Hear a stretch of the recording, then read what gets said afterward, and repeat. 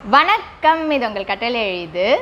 நிறைய பேருக்கு இருக்கிற ஒரு காமனான டவுட் தான் நான் எடுத்து இன்றைக்கி வீடியோவில் அட்ரஸ் பண்ண போகிறேன். அது என்ன டவுட் அப்படின்னு பார்த்தீங்கன்னா, ஜென்ரலாக நம்ம குழந்தைங்களுக்கு ஃபோனிக்ஸ் ஸ்டார்ட் பண்ணி சொல்லித்தரும்போது லெட்டர் சவுண்ட்ஸை நம்ம ஆல்ஃபபெட்டிக்கல் ஆர்டரில் இன்ட்ரடியூஸ் பண்ண மாட்டோம்.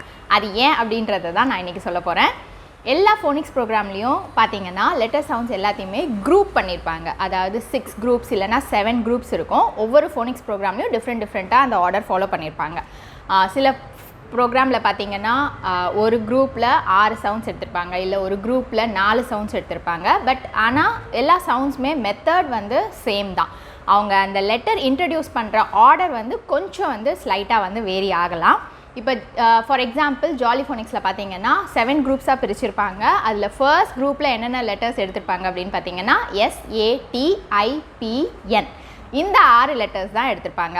ஏன் நம்ம ஃபஸ்ட்டே இன்ட்ரடியூஸ் பண்ணுற லெட்டர் எஸ்ஸாக இருக்குது அப்படின்னு நம்ம வந்து பார்த்தோம் அப்படின்னா, இந்த 6 லெட்டர்ஸுமே பார்த்திங்கன்னா ரொம்ப மோஸ்ட்லி நம்ம காமனாக யூஸ் பண்ணுற லெட்டர் சவுண்ட்ஸ். இந்த 6 லெட்டர் சவுண்ட்ஸ் குழந்தைங்களுக்கு தெரிஞ்சது அப்படின்னாலே அவங்க ஒரு 30 வேர்ட்ஸ், அரவுண்ட் 25 to 30 வேர்ட்ஸ் ஈஸியாக அவங்க ரீட் பண்ண முடியும். 4 இயர்ஸில் நீங்கள் ஃபோனிக்ஸ் ஸ்டார்ட் பண்ண சொல்லி தரீங்க அப்படின்னா, ஒரு நாளைக்கு ஒரு சவுண்ட் நீங்கள் சொல்லி கொடுத்தாலே 1 வீக்கில் அவங்களால ஒரு 30 வேர்ட்ஸ் ரீட் பண்ண முடியும். இதனால தான் அவங்க லெட்டர் சவுண்ட்ஸ் இந்த ஆர்டரில் இன்ட்ரடியூஸ் பண்ணுறாங்க.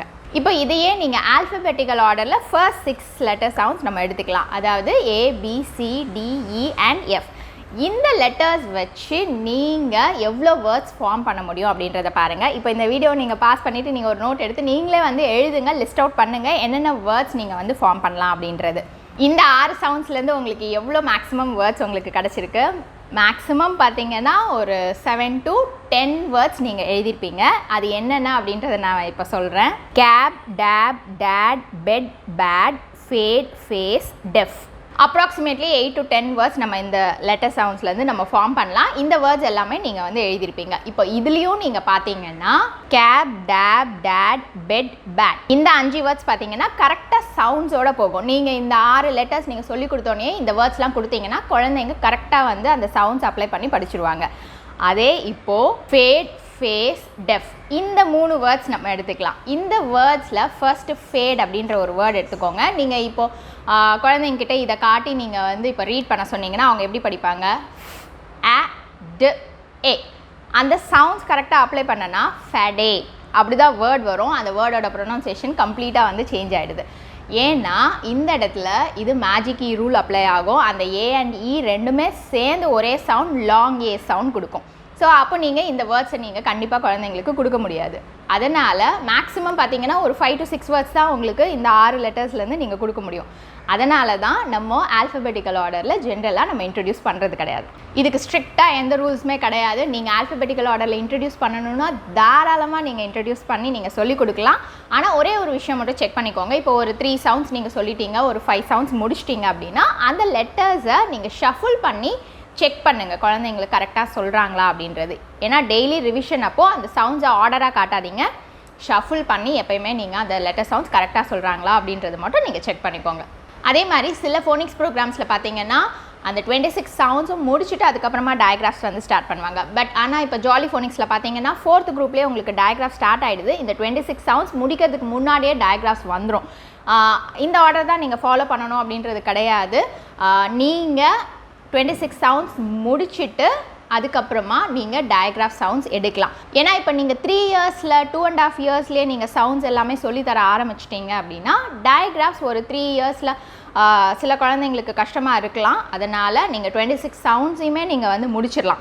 26 சவுண்ட்ஸ் முடித்தோன்னா அவங்க ஓரளவுக்கு அவங்க பிளெண்டிங் வந்து கற்றுக்கிட்டாங்க, பிளெண்டிங் ஈஸியாக பண்ணுறாங்க அப்படின்னா சிவிசி வேர்ட்ஸ் எடுத்து நீங்கள் பிளெண்ட் பண்ணிவிட்டு தென் அதுக்கப்புறமா டயக்ராஃப்ஸ் ஒரு டயக்ராஃப்ஸாக எடுத்து நீங்கள் இன்ட்ரடியூஸ் பண்ணலாம். இப்போ இந்த 26 சவுண்ட்ஸை எந்த ஆர்டரில் இன்ட்ரடியூஸ் பண்ணலாம் அப்படின்றத நான் வந்து சொல்கிறேன். அதை நான் 4 குரூப்ஸாக நம்ம வந்து பிரித்து நம்ம வந்து சொல்லலாம். என்னென்ன குரூப்பில் என்னென்ன லெட்டர் சவுண்ட்ஸ் இருக்குது நீங்கள் பண்ணலாம் அப்படின்றத இப்போ பார்க்கலாம். Group 1 SATIPN, group 2 CKEHRMD, group 3 GOULFB, group 4 JZWVYX, இந்த குரூப்ஸில் பார்த்தீங்கன்னா நான் லெட்டர் க்யூக்கு மட்டும் நான் வந்து எடுத்துருக்க மாட்டேன். ஏன்னா எப்போயுமே Q is always followed by U. க்யூக்கு அப்புறம் யூ கண்டிப்பாக இருக்கும். அந்த க்யூ அண்ட் யூ ரெண்டும் சேர்ந்து தான் குவ சவுண்ட் கொடுக்கும். அதனால் அதை தனியாக நீங்கள் எடுத்து சொல்லித்தர வேணாம். அது நீங்கள் டயக்ராஃப்ஸ் வரும்போது அந்த குவ சவுண்ட் நீங்கள் வந்து எடுத்துக்கலாம்.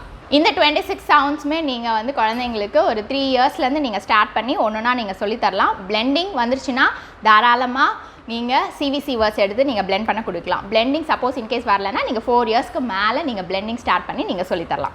இந்த வீடியோ உங்களுக்கு பிடிச்சிருக்கும்னு நினைக்கிறேன். இந்த வீடியோ யூஸ்ஃபுல்லாக இருந்ததுன்னு நினச்சிங்கன்னா லைக் பண்ணுங்கள், ஷேர் பண்ணுங்கள், சப்ஸ்கிரைப் பண்ணுங்கள் அண்ட் கூடவே பெல் பட்டன் கிளிக் பண்ணுங்கள். ஸோ தட் என்னோட வீடியோஸ் எல்லாம் நீங்கள் மிஸ் பண்ணாமல் பார்க்கலாம். நன்றி, வணக்கம்.